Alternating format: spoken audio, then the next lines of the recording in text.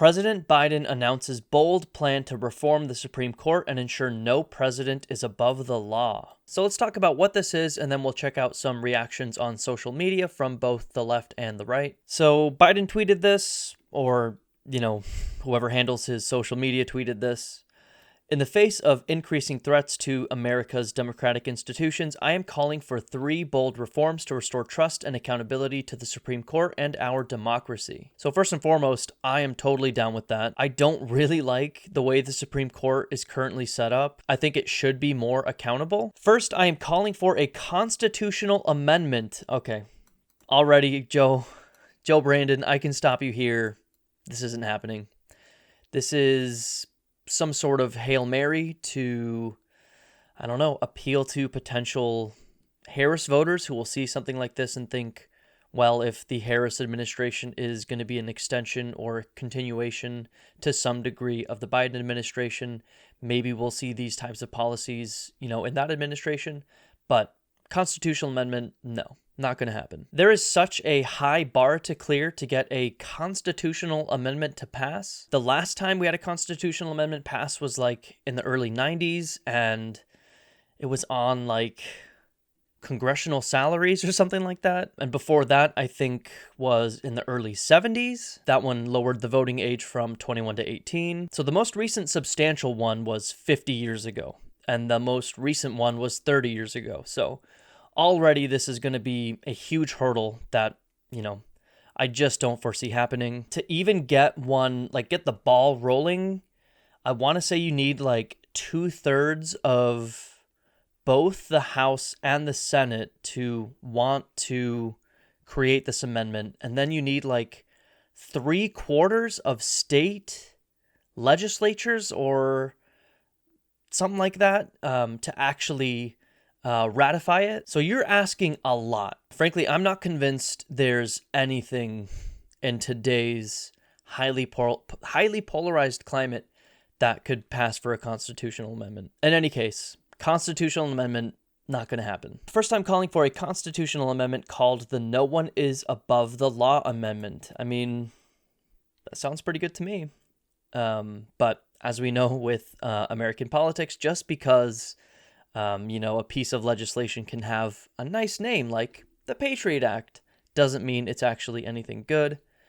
But this would make clear that there is no immunity for crimes a former president committed while in office. I 100% am for this. It makes absolutely no sense to me why someone should be above the law just because they're the U.S. president. I share our founders' belief that the president's power is limited, not absolute. We are a nation of laws, not of kings or dictators. I 100% agree with this. And frankly, it's such a no-brainer that I don't know how to argue for it. It's like saying, I think people should eat food every day or drink water every day. It's like, yeah, I guess so. You need it to live, right? And then that's how I feel about something like this. It's just such a no-brainer that, yeah, the president shouldn't have absolute immunity for crimes they committed while in office. Just why would they get that immunity? That's the better question. It begs the question of why would someone want this? And we'll explore some conservative views on this later. But for now, I don't see any good reason why every single person should want this for their leaders. Whoever wrote this tweet is right. I don't want a king. I don't want a dictator. The president is, the de facto leader of our country, 100%. And I think there is a place for that. But the way our government is set up, as flawed as it is, they are just one vote, among the House and the Senate. They're one branch of government among Congress and the judicial branch and the presidency. And that matters. They should not be allowed to do. And this is one of those things where, if you don't have this, you're at the whim of the Supreme Court to determine, what a president can do while in office, what immunity for crimes means. Does that literally mean they can just do anything they want? They can write a piece of legislation and say, this is the law now. So I don't know. Either way, I just don't see an argument that can justifiably deny that this is a solid piece of legislation that should exist in our country. It's one of those things where up until recent times, we've had a bit of an honor system. Obviously, you've had plenty of terrible, criminal presidents like Nixon and such. But we are definitely in strange, unique times today. And I am totally for this. Obviously, this would affect Democrats and it would affect Republicans. Anyways, second, we have had term limits for presidents for nearly 75 years. So this is one thing that, I think most people, like half of American citizens probably know this. Others might not. I think most people know FDR served more than 2 terms. I mean, there's a lot of Americans who don't know anything about history or civics or whatever, but FDR was the only U.S. president who served beyond 2 terms. He served 4 terms. He didn't complete his 4th term, but he was elected for 4 terms. Every president prior to him used the honor system. They were elected twice, and then they did not run again. Maybe someone ran a 3rd time and lost. I don't know for sure, but I'm pretty sure everyone just had 2 terms, and then they stopped. FDR, he ran for 4 terms. It was not against the rules. The 2-term thing was like an honor system thing that started with George Washington. But FDR, we were in wartime and he just felt the need to run or whatever, and he ran over 2 times, obviously. But since then, we have enacted a constitutional amendment to limit presidents to 2 terms, which I think is a good thing. That one's easy to remember. It's the 22nd Amendment. 2 twice for 2 terms. I bet they did that on purpose. We should have the same for Supreme Court justices and members of Congress and the House and the Senate. The United States is the only major constitutional democracy that gives lifetime seats to its high court. Term limits would help ensure that the court's membership changes with some regularity. That would make timing for court nominations more predictable and less arbitrary. That sounds really good to me. And it's like you would still have the potential for conservative majorities or liberal majorities, depending on who's in power in the presidency and the Senate. It would reduce the chance that any single presidency radically alters the makeup of the court for generations to come. Absolutely true. And another good thing. I'm not naive. It's hard to say that this isn't in response to what we've seen with the Trump presidency. Kind of both of these things, right? Like Trump has flirted with, autocratic rhetoric a lot. And we've seen a Supreme Court that was radically altered via its makeup in the last 10 years. From the end of the Obama administration with, what Mitch McConnell did to what should have been Obama's appointment. And then going into the Trump administration where Donald Trump himself in a single term appointed 3 extremely right-wing justices to the Supreme Court. So limiting that would be ultimately a good thing, I think, for a multitude of reasons. I support a system in which the president would appoint a justice every 2 years to spend 18 years in active service on the Supreme Court. This feels a little long for me. Something closer to 12 feels like a better number for me, but I am in support of this. Now, would this call for another constitutional amendment? I'm not totally sure. I don't know what can pass just through Congress and what needs to be a constitutional amendment 100%. Third, I'm calling for a binding code of conduct for the Supreme Court. This is common sense. I agree. The court's current voluntary ethics code is weak and self-enforced. Justices should be required to disclose gifts, refrain from public political activity, and recuse themselves from cases in which they or their spouse have financial or other conflicts of interest. So again, these feel like utter no-brainers to me.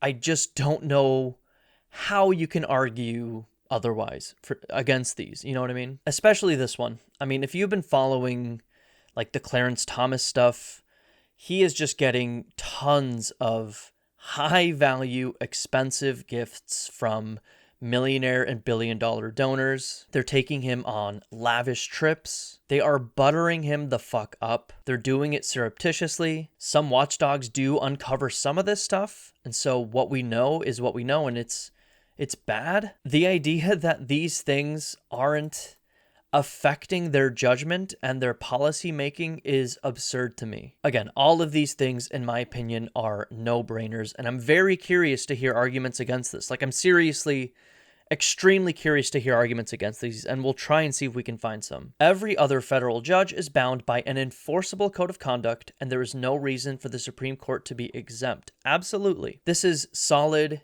even-keeled, sure-handed, progressive policy advocated by the Biden administration. I'm going to put on my cynical hat here and say that Democrats, especially, more centrist type Democrats like Biden, tend to do these things when they know there's no chance of them passing. So maybe the Biden administration genuinely really wants this. Maybe even in that scenario, they want these things, but they can't be vocal about it because, this stuff is bad for the elites. This stuff is bad. All of these things are bad for people with power, elites and such. And obviously through their gifts and such, they play ball with millionaires and billionaires and other types of elites. So in my opinion, limiting the power of those with money is always a good thing, because they will typically do things to only make themselves more money. All three of these reforms are supported by a majority of Americans, as well as conservative and liberal constitutional scholars. In America, no one is above the law. In America, the people rule. Damn. I wish. Bro, if the people ruled, America would be a much better place. Majority of Americans support progressive policies such as higher minimum wage, free college, paid maternity leave. 84 Americans approve of this. Government funding for childcare. 75% of Americans, not just 75 Americans. Boosting the minimum wage. 60% of Americans. Tuition-free state and public college. 57% of Americans. Medicare for all. 54% of Americans. UBI, we'll get there. But support for progressive policies are very common among American citizens. And if, the people actually did rule in this country, we would enact policies that would more often help the people. But this is, sorry, Joe Biden's tweet writer, not true. In America, the rich rule. I mean, that's everywhere in the world. I would love a country where the people ruled. But that is absolutely not where we're at. The rich rule. And that's how it's always been. It doesn't have to be this way. I would like to move to a future where that's not the case. But this is, a fabrication. But measures like this help, like I said, limit the power of the elites. And limiting the power of elites is always a good thing, in my opinion. So let's see some of these comments. The rabbit hole. This is one of those super fascist freak accounts that have blown up on Elon Musk's, Nazi Twitter. When can we get term limits for Congress? I do agree with this. Fuck this guy, but he's absolutely right. It is one of those, I wish he would address the actual stuff in the tweet, but I do agree with this fascist, frankly. The Hodge twins, another, pair, gigantic pieces of shit. First, Joe Biden didn't write this or post it. That's true. The system wrote it and had one of their minions post it. Okay, I don't know what that means. Second, everything in these reforms is meant to stop Trump and any body that is anti-deep state. Hold on. All y'all gonna do is use this to go after your political enemies. We're not falling for it anymore. What? What are you talking about? Like I said, the idea that these are in response to Trump, I think is not inaccurate, right? I don't see how any of this, affects, what did he say? Going after political enemy, meant to stop Trump. I don't know, stop Trump from having absolute power? Yeah, if that's what this is meant to do, yeah. This is meant to stop Trump from having absolute power. This is meant to stop Biden from having absolute power. This is meant to stop Kamala from absolute power. No American should have absolute power under any circumstances, in my opinion. And in this scenario, Trump would still get Supreme Court justice appointments. I don't know. These guys are obviously gigantic, dumb pieces of shit, but this is a stretch even for the dumbest of the dumb. God, every reply is just fascist piece of shit. Fascist piece of shit. Fascist piece of shit. Biden wants to overhaul the Supreme Court to fit his agenda. This power grab includes limiting justices' terms and imposing biased ethics rules. This isn't about democracy, it's about control. What? This power grab How is limiting justices' terms in any way a power grab? I genuinely don't know. Imposing biased ethics rules. So, again, like, disclosing gifts, refraining from public political activity, and recusing yourself from cases that involve you or your spouse's financial or other conflicts of interest? How are those biased ethics rules? I mean, this guy, the real, absolute real answer is this tweet could have said anything. If it came from Joe Biden, it could literally say, like, the most pro-Trump fascist shit you could imagine, and these people would still find a way to be mad about it. I mean, they did that with Trump's or Biden's Trumpian border policies. I mean, this was popping off in the last couple months, but Biden was like supporting very conservative border policy measures, and the Republicans shot it down. So even when they do exactly what you want, the fact that it's coming from you makes it a bad thing. Joey Manarino. Oh, I know this guy. Conservative, populist, anti-woke, Roman Catholic. Not just your normal ass Catholic. Roman Catholic. Bitch. Political commentator, digital marketing strategist. Who is this guy? Oh my God. He's this guy.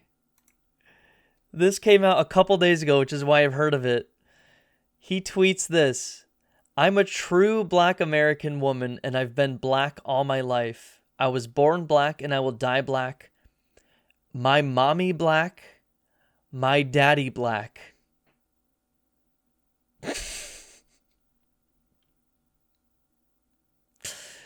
I will never cast a ballot for that Kamala Harris woman as long as I live. Trump all the way, all day, every day. So either he's trying to make some, like, you know, dumb racist joke, or he forgot to switch to his alternate account where he's faking to be a Black woman.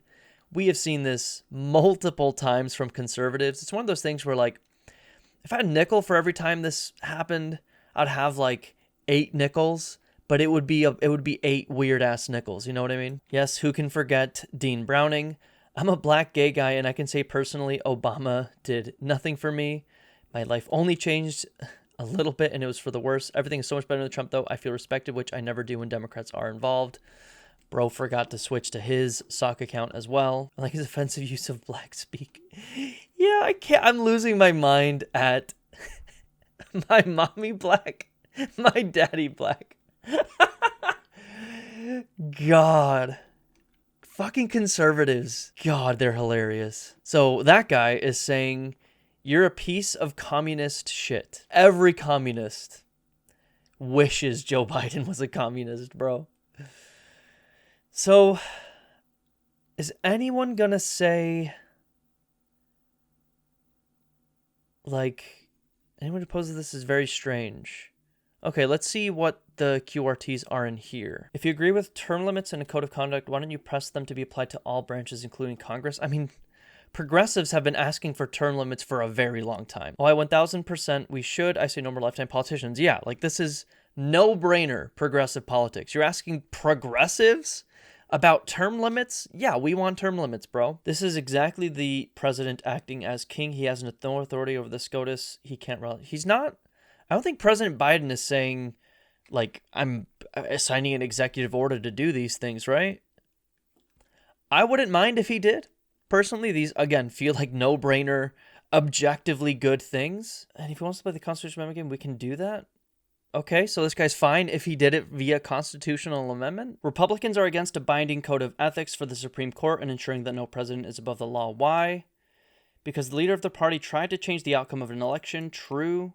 Attempted a fake elector scheme, caused an insurrection, stole national security secrets, says he wants to be a dictator, said he could terminate the Constitution, and said if you elect him in November, you won't have to vote anymore. Republicans want an authoritarian regime, and they need a compromised Supreme Court to achieve it. I mean, this is obviously very, very libbed up language, but it's not entirely wrong. So I did not see a reasonable explanation from that previous tweet's QRTs. Let's look at these ones on a different Biden account. Gunther Eagleman, another one of those conservative, like super fascist accounts that are tweeting under every single Biden tweet. Now do Hunter Biden, Barack Obama, Hillary Clinton, Mayorkas, Merrick Garland, etc. No one is above the law unless you are a Democrat. What? They say this all the time, like the idea that like Hillary Clinton or Barack Obama or whatever the fuck have done just obvious and horrific, heinous crimes that they should be in life in jail for prison, in prison for life or whatever. I mean, Republicans, like, they would put Hillary Clinton, on the electric chair 100 times for, like, stuff that, like, as a leftist or progressive, there's a lot of things U.S. presidents have done that, or Hillary Clinton as a cabinet member or senator have done that I'm very much against. I'm going to say that and leave it at that to avoid terms of service violations. But people like him, it's like, it's not because she committed war crimes and like facilitated genocides or whatever the fuck. Like, that's not what these guys think these people should be arrested for, right? It's like Hillary Clinton, they tried, man. Like, they made her sit through like tons of congressional hearings and stuff, right? If I'm remembering correctly. No, y'all, if y'all had anything on her, you would be jumping on it immediately. It's just from the perspective of the American legal system, all of these people, well, I don't know about Hunter Biden, but most of these people's hands are fairly clean outside of like right-wing conspiracy theories, which again, you're insane if you think they're like, this is where they have to make shit up and be like, no, there's a deep state protecting Democrats or something. No, if they did something, y'all would have thrown them in jail. Colin Rugg. You should restore trust and democracy and jump back into the race. Democracy chose you to be the Democratic candidate. Ugh, this has no juice. Like, you see some conservatives rolling with this, but I think that this talking point just has absolutely no juice at this point. There was an uncontested primary, and as soon as Biden jumped out, like, they polled all Democrats, and like 99% of them said, we support Kamala taking over. Here's $300 million in individual donations. Please be the president, Kamala. We don't want Joe Biden. The smoke they're throwing for an uncontested primary is funny. And again, there's just no juice to this. There's no movement to this particular line of, this particular talking point. Every American should want this unless they like authoritarianism. Yeah, I guess so. The staffer who wrote this should reread the Constitution. Didn't this guy already reply to this up here? What the fuck? Jesus Christ. So this is another thing that conservatives can just kind of do. If they don't like something, they just say, reread the Constitution. They can just make shit up very easily, and you can get 5,000 people to like it. I am no constitutional scholar. I 100% know Gunther Eagleman, political commentator, America First, MAGA, Trump 2024 Unfiltered, is also not a constitutional scholar. There's nothing in there that anyone with any credibility or at all has pointed out is unconstitutional. And even if it is, the other aspect to this talking point I hate is that I don't give a fuck what's in the Constitution, frankly. If it's morally right and it's not stated in the Constitution or stated, against in the Constitution, then I don't give a fuck. The Constitution wasn't written by gods. It was written by people and is more than able to be flawed and should be critiqued reasonably. But this guy is just a fucking idiot, obviously. Democrats literally had to pull a coup on you a week ago, and you're talking about term limits. Yeah, bro, it was a coup. It was a coup. Conservatives are so fucking funny, dude. It would be funny if these absolute fucking lunatics didn't have any sort of power. Then it would be funny. Okay, so I'm not seeing, other than, Go reread the Constitution, brother. Any pushback against what Biden's proposing here? Let's check like Fox News. Here we go. This is what we needed, man. The growing threat behind Biden's Supreme Court proposal. The reasonable majority of Americans are fed up with dangerous attacks on our court. Bro, dangerous attacks. You need to disclose the yacht a billionaire got for you last week. Bro, dangerous attacks. This is dangerous. You should probably recuse yourself from cases in which you have financial conflicts of interest. You know, the thing other federal judges are supposed to do. Bro, this is dangerous. This is dangerous. William Barr? Oh, like Bill Barr? Oh, let's go. Let's go. Bill Barr writing a Fox News op-ed. Let's take a look. Okay, let's just watch this video. Just announced proposals to reform the Supreme Court. This happening literally a minute ago. These would include no immunity for crimes a former president committed in office, term limits for Supreme Court justices, and a binding code of conduct for the Supreme Court. Joe Biden also releasing a new op-ed this morning saying in part, quote, "This nation was founded on a simple yet profound principle. No one is above the law. Not the President of the United States, not a justice on the Supreme Court of the United States, no one. I have overseen more Supreme Court nominations as senator, vice president, and president than anyone living today. I have great respect for our institutions and separation of powers. What is happening now is not normal, and it undermines the public's confidence in the court's decisions, including those impacting personal freedoms. We now stand in a breach." Katie Cherkasky is a constitutional law attorney and former federal prosecutor. She's here now to react. Katie, that's a mouthful. What's your reaction to those plans? Well, these are very pie-in-the-sky type of ideas. Nothing about the Supreme Court reforms could be immediately implemented. Agreed. That's true. What the hell?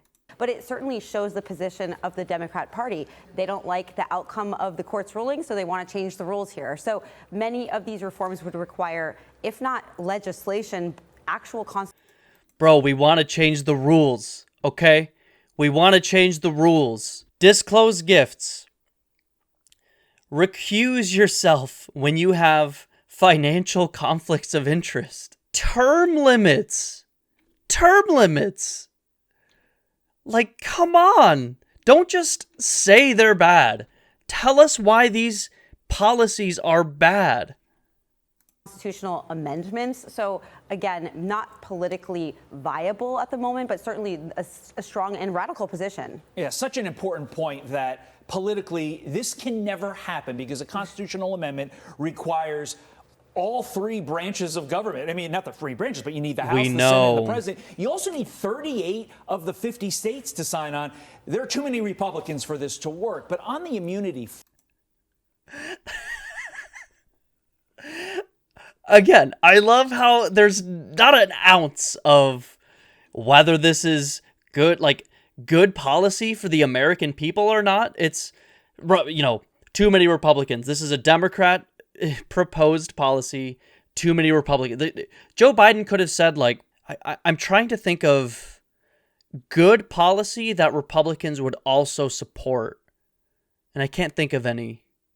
I mean, Joe Biden could be like, free AR-15s for every American, you know, as a constitutional amendment. That's not good policy, but maybe states would support that. But like good policy, like constitutional amendment that every American has a right to guaranteed health care. Of course, every Republican would deny that. Most Democrats would deny that. Anyway. Front.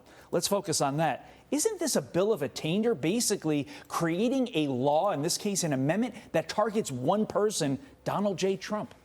Well, I think that would certainly be the argument. And not only that, I think it's a very myopic. Bro, Trump has one more term in him. Please, okay? Please. No more than one term. Okay. Hopefully, this republic lasts longer than Trump, okay? And hopefully, we see the benefits of requiring to disclose gifts, recusing yourself. Recusing yourself from financial or other conflicts of interest. This should go beyond the next Trump administration, as well as these term limits should go beyond the next Trump administration. The way they're framing this is absurd. Position. The reason that SCOTUS came down with that immunity decision is because they considered the impact of the presidential office and the idea of prosecuting a president. And so to take away that idea through legislation, which again is not very feasible, would impact so many other things that it would not be a viable office. And essentially there's separation of power issues all over the place and constitutional issues all over the place. So this is, again, just a political talking point, but a very extreme one, in my opinion. Joe, please notice that they are not talking about the actual policies, okay? They're just saying it can happen, true. It's extreme. I mean, on a curve of American politics, this is very solid progressive policy, which is pretty extreme in American politics, but not extreme like bad. But they're not talking about the actual policies. They talked a little bit about the presidential immunity one. She said something about how she insinuated it would cripple the abilities of the president, which is just absolutely not true. The idea that they don't have immunity for crimes they commit in office does not mean they can't sign bills into law that the House and Senate passes, which is like the function of the presidency, right? Like crimes of former like should the president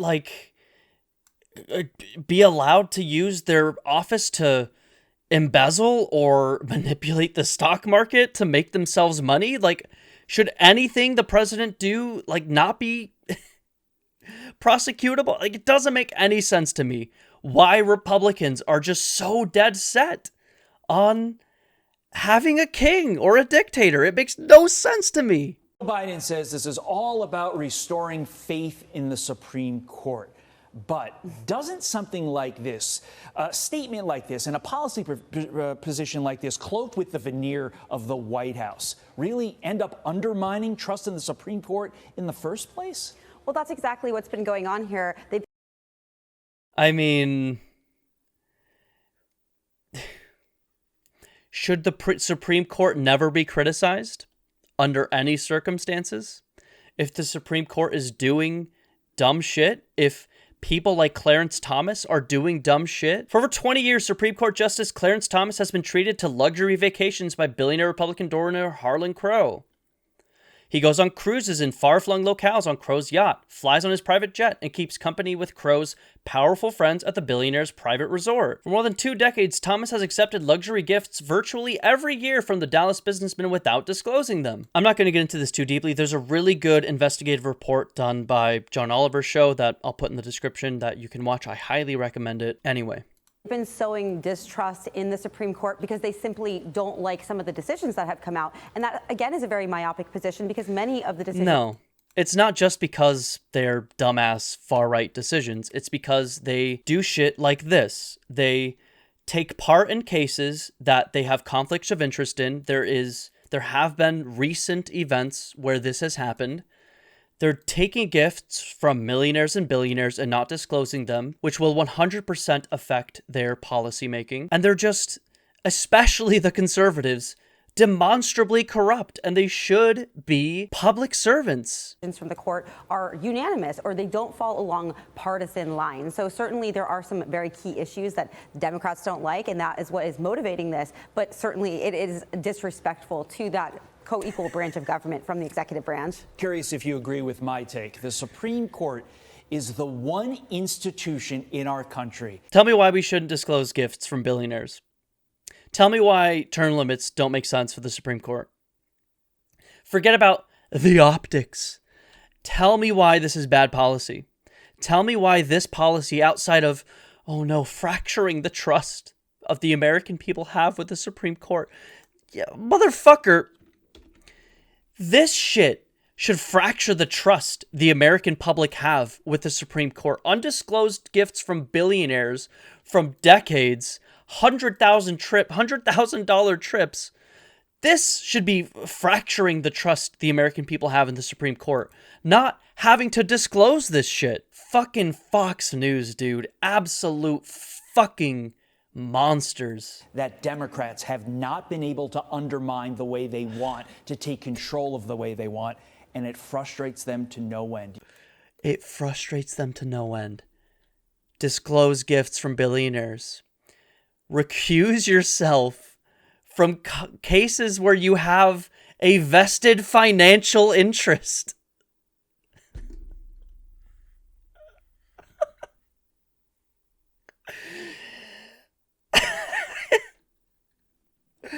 Tell me, Fox News dumb fucks, why these are bad. Maybe Bill Barr will tell me. But for now, I don't know. I don't know what's so bad about this. Do you agree with that? Well, absolutely. And when President Trump was able to appoint 3 justices, Biden only got to appoint 1. It's just the luck of the draw sometimes, too. And certainly there are politics involved with that. And it's very disappointing, I'm sure. Before we let you go, how do Republicans spin this announcement that just came down literally 4 minutes ago on the campaign trail going forward, especially President Trump against Harris? Well, this is clearly anti-constitutional. What you're proposing, what the Democrats are proposing, would require an amendment to the Constitution. So I'm no scholar, but just because it's not in the Constitution makes it unconstitutional. I mean, Biden said this. He says he's calling for a constitutional amendment, at least for this one. Did they even talk about that? I guess they did talk about this a little bit.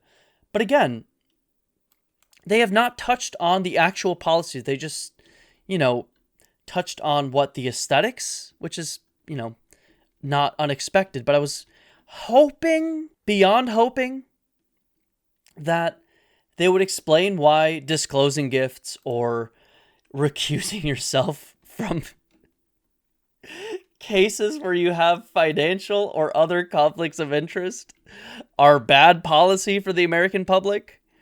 But anyway. So it's very ironic coming from a party talking about stealing democracy that they are going forward with such a radical talking point here. Katie Cherkasky just gave the Republicans their talk. It's just such a radical talking point. It's just such bullshit, dude. I don't know how you can watch that and not realize the bullshit for what it is. Okay, let's see what's going on here. Following his address last week to the nation explaining why he's dropping the race, double down to reform the Supreme Court. Okay. Americans need to understand that the campaign to radically change the court is coming. While current proposals like term limits for the longest serving justices and an imposed code of ethics threaten the Constitution and the separation of powers. What? How does the code of ethics threaten the Constitution? Recusing yourself from cases where you have financial or other conflicts of interest is against the Constitution? Well, then maybe the Constitution needs an amendment that says, actually, this is not against the Constitution. This is bad. We shouldn't allow for this. The far left is demanding the court be packed with additional liberal justices. I mean, okay, not at all have anything to do with these reasonable policies. Like court packing, separate topic entirely. Not even going to address it because it's not even in the same world here. But let's continue. Whoever wrote this needs to fucking copy edit, or maybe they're old. I guess Bill Barr's old, so he uses 2 spaces after every sentence. Anyway, whoever the Democrat nominee for president is, if they win, that is exactly what will happen, and it only takes a majority vote and the signature of the president to pack the court. No Democrat's gonna pack the court. That's fucking insane. The Democrats are so just fucking pathetic and feckless. They'll never do that. In fact, presumptive nominee VP Kamala Harris, who's Biden's on the door, she was absolutely open to court packing. Yeah, she said in 2020 it's something she would think about. I don't know. She would never do it. I'd get Kamala's name tattooed on my ass if she did that, but she'll never do that. No Democrat would ever fucking do that. They're so fucking pathetic. Transforming the Supreme Court to another partisan body would destroy the independence of the judiciary and threaten the civil liberties of all Americans? Dog, that's happening right the fuck now. Bro, this Supreme Court banned abortion. It's threatening. It has not just threatened the civil liberties of Americans, it has shot them down. Fucking conservatives, dude. Okay, I don't care about this. Where is the Where do they talk about this shit? Why are they talking about court packing? If the court packers, why are they talking about court packing? Violating the Constitution and fundamental principles of the separation of powers, ethics reform is an attempt to give enemies of the judiciary the power to punish justices who rule against the left's agenda by subjecting them to investigations and fabricated scandals. What? So they just want no accountability? I don't get it. The term limits proposal would require an amendment to the Constitution and is intentionally designed as a partisan move to purge the Supreme Court of conservative justice. How would it do that?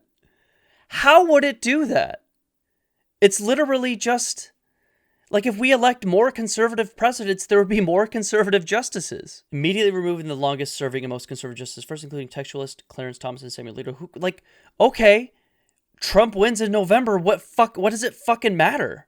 This is, like, good for you, right? So again, it's not about, like, harming conservatives. They just need to get elected president, and the same shit will happen. Congress has no business interfering with the acts of the judiciary. So is this the end of the article? Bro, they're just... all they're talking about, dude, this is how you know every fucking dumb fuck Fox News commenter is old as shit. This guy's doing the double space thing too. You know you were at least 60 years old if you're spacing twice after your sentences, dude. That is like you grew up with typewriters in the like 70s type shit. They're focusing on like the constitutional, like what it would take to pass this. Who gives a fuck what it would take to pass this? Someone tell me why requiring to disclose gifts or recusing yourself from conflicts of interest is bad, other than some vague statement about punishing justices who rule against the left's agenda by subjecting them to investigations and fabricated scandals. Disclosing gifts and recusing yourself from conflicts of interest have absolutely no bearing on investigations and fabricated scandals. It's absolute fucking moronic lunacy, and I'm blown away that they're not addressing this. This would seem to be an excellent example of how Democrats are trying to destroy democracy and take our freedoms.